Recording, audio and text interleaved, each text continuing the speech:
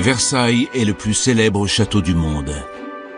Majestueux et solennel, ce bâtiment conçu pour montrer la puissance des rois est devenu au fil de l'histoire un symbole de la grandeur nationale.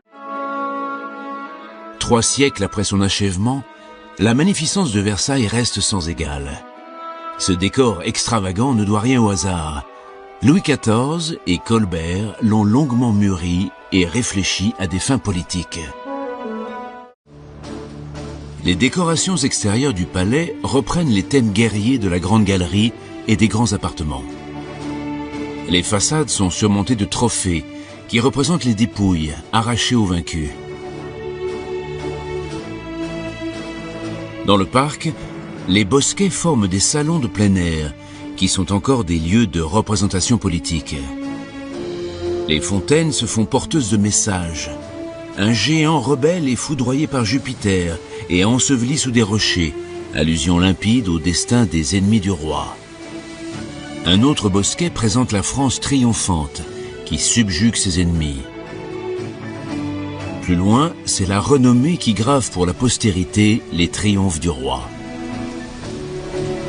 Sculpteurs, fontainiers et jardiniers s'associent pour glorifier le roi Soleil dans les jardins, au même titre que les peintres et les décorateurs à l'intérieur du château.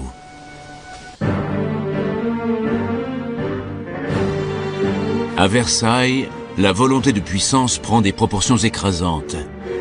Le palais de Louis XIV est une gifle qui l'assène au reste de l'Europe.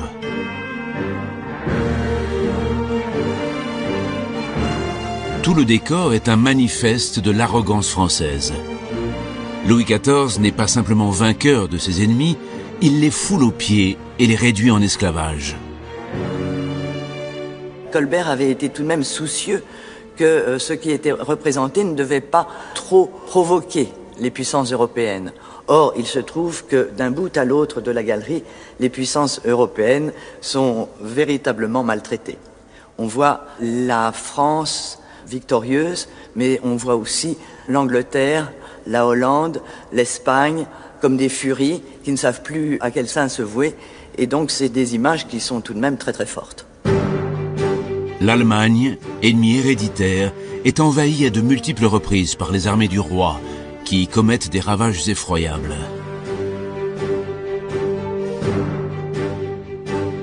Les Allemands garderont un souvenir amer des victoires de Louis XIV. Et ce n'est pas un hasard s'ils choisissent Versailles comme lieu de leur revanche 200 ans plus tard. La Galerie des Glaces est le lieu où l'histoire franco-allemande ne finit jamais de résonner.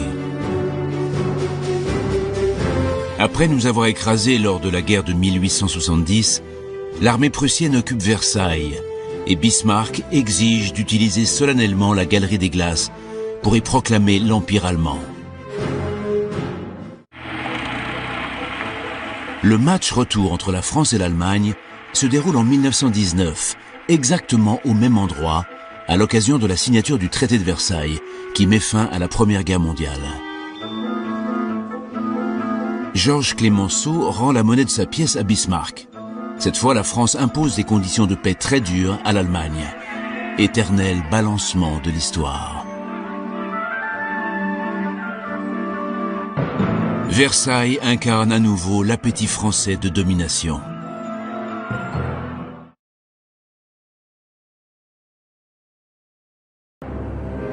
Ce musée de l'histoire de France est la création de Louis-Philippe, roi des Français, qui monte sur le trône après les 40 ans de secousses politiques qui suivent la Révolution.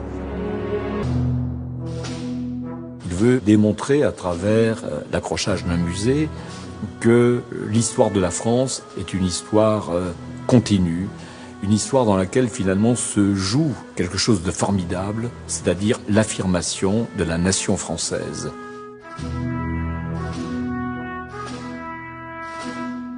Le Versailles de Louis-Philippe est un livre d'images qui célèbre une France éternellement victorieuse.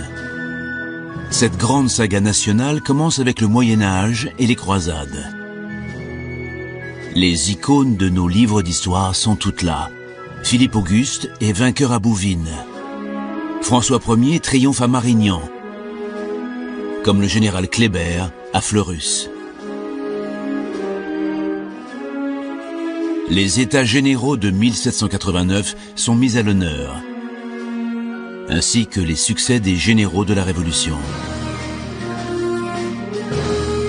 Surtout, Napoléon Bonaparte entre en force chez le roi Soleil.